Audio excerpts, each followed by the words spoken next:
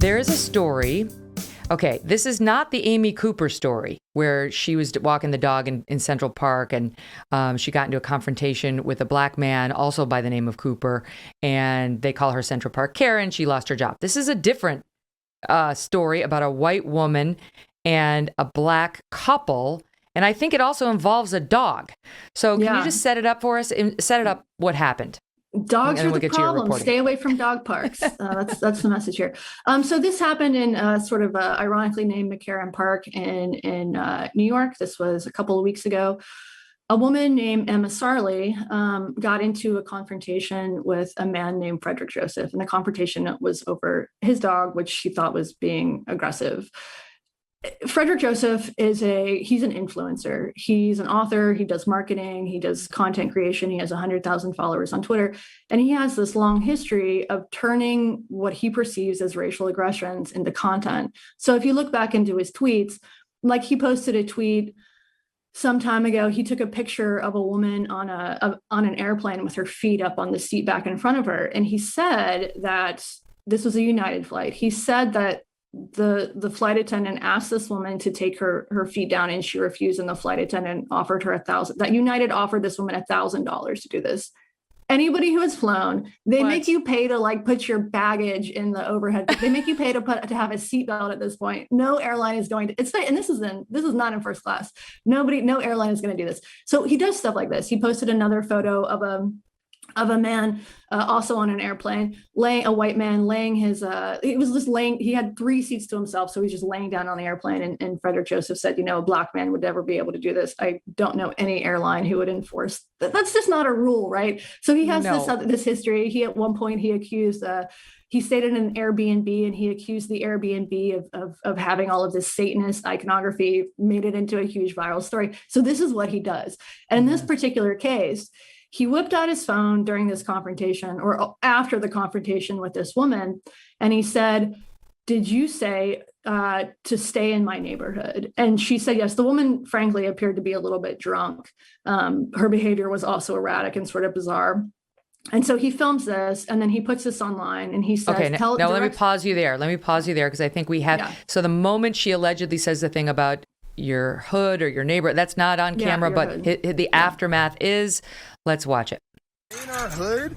No. I'm gonna invite everyone. Stay in our hood? Stay in our hood. I'm sorry, what? Stay in our hood?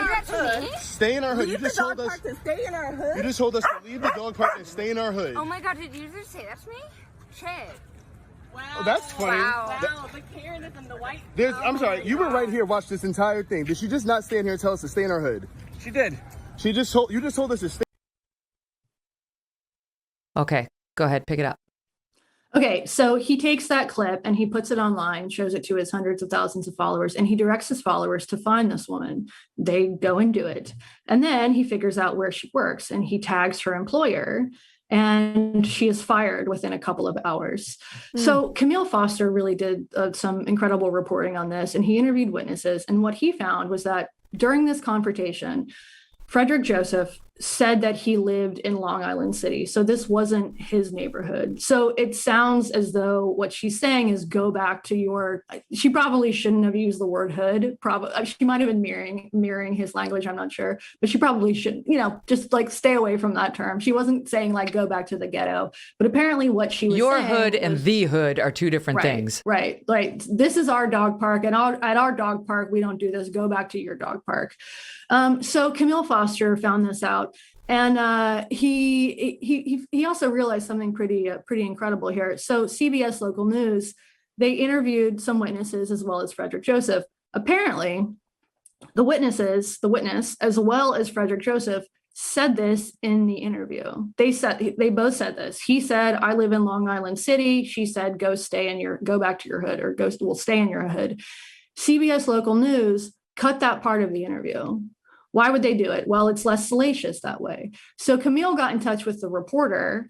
The reporter refused to talk to him. He called the station. Nobody would talk to him. They just have completely not answered to the fact that they left out this crucial bit of information. Now, is Emma racist? It's totally possible. I have no idea. But the question is, should she have been fired from her job immediately because of this 30-second video, out of context video, where nobody really knew what happened to lead up to this conflict. Oh my gosh. This is what, and she was fired because he made a point of tagging her employer. I mean, this guy clearly wanted her fired. Contrast that with the Central Park situation where the guy, though there are problems with that story too, at least he came out publicly and said, okay, I don't know that she should be fired over this and have her whole life ruined. This guy was like, let's ruin her. Let's get her. Right.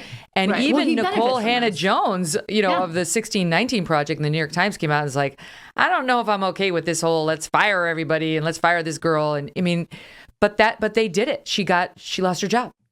Yeah. And then the CEO, of course, got dogpiled for that because as many people who thought he did the right thing, probably an equal number of people thought that he did the wrong thing. So he should have he shouldn't have said a word. He should have just backed up and like kept this internal. And, there's another question here, which is, why are our bosses adjudicating what we do outside of work? I find that really deeply uncomfortable. Right. If my employees, like my co-host, Jesse Single, if my employee is doing something outside of work that I object to, is it my business to regulate his behavior? Should I just, should I call his girlfriend? Should I call his dad and tell on him? It just doesn't make any sense. And there are, of course, going to be exceptions to this. If somebody is like, has like a dog fighting ring in their basement or something, that might not if be it's a crime, sure, that's a different story. Right. But for these interpersonal interactions that really shouldn't be, this is a fight in a dog park, right? And not even a very big fight. These interpersonal interactions should really just be ignored or solved between the people. This doesn't need to be something that you run to the boss. I mean, ironically, what Frederick Joseph did is the quintessential Karen move. He called the manager. That's right. You're exactly right. But there's no grace. And forget, this guy is an activist, clearly, who just wants to get people fired and sort of cause trouble. That's obvious based on what you've just told us. But for the employer to not take a moment and say, yeah, obviously she was intoxicated, which, by the way, is not illegal. And people do stupid things when they get drunk and they say stupid things. And maybe she meant to say neighborhood. Who the hell knows? You can't tell. But like, what did the investigation show? Did they bother to do one, or did they just can her? I mean, it was too fast. She was fired within hours. There's no way that they could have conducted any sort of real investigation. And the thing for Emma is that she seems like a young woman. This will haunt her for the rest of her life. This will be at the top Google results for the rest of her life, unless she hires one of these, services that cost $100,000 and they'll push your Google results down to page 2 or whatever. But this will haunt her. Look into that. Yeah. Abby, make a note. Big business. They're going to be working all the time for me.